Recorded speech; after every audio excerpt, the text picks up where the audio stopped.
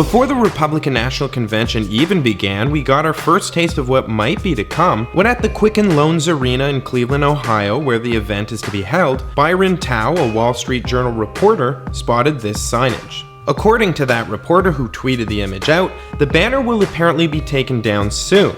Still, the image recalls a dark chapter in America that some Republicans seem all too eager to revisit. Considering this is a Republican event, I find it difficult not to wonder who the other elevators are for. But honestly, considering how obvious the allusion to segregation is, we really should be asking, how could they let this happen?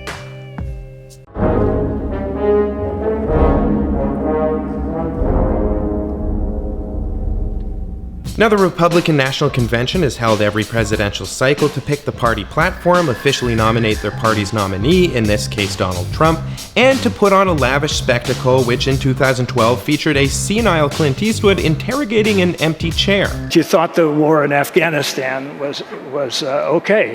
Oh, what do you mean, shut up? This year's RNC is held at the Quicken Loans Arena in Cleveland, Ohio, where the unfortunate sign was spotted.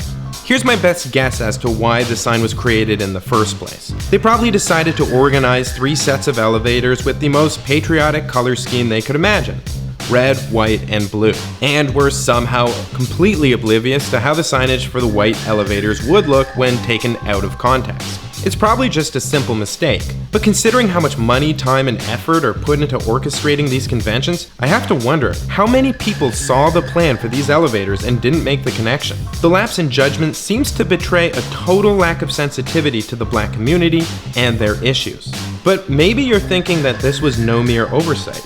After all, Trump has previously seemed to intentionally garner the support of white racists with pretty ugly rhetoric. They're bringing drugs, they're bringing crime, they're rapists, and some, I assume, are good people. Donald J. Trump is calling for a total and complete shutdown of Muslims entering the United States until our country's representatives can figure out what the hell is going on. Go back to Univision. Excuse me.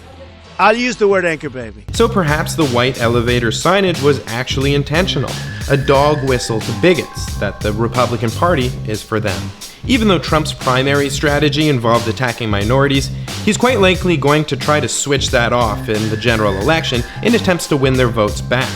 But even if he isn't, it's not as if the Republican establishment has been behind him on his controversial statements about Muslims, Mexico, undocumented immigrants, and Jews. Remember Mitt Romney's attempted hatchet job? A business genius, he is not. It may not have worked, but Romney's attack was a clear sign that the Republican establishment was concerned about Trump at the time when his campaign was quite divisive and mainly focused on immigration, by which I mean bashing immigrants. And speaking of Mitt, one of the main problems with his 2012 campaign was that he wasn't able to win over Black and Latino voters. Romney secured only 27% of the Latino vote and only 6% of Black voters. Even if Donald Trump isn't aware of the demographic issues plaguing his party, the RNC definitely is.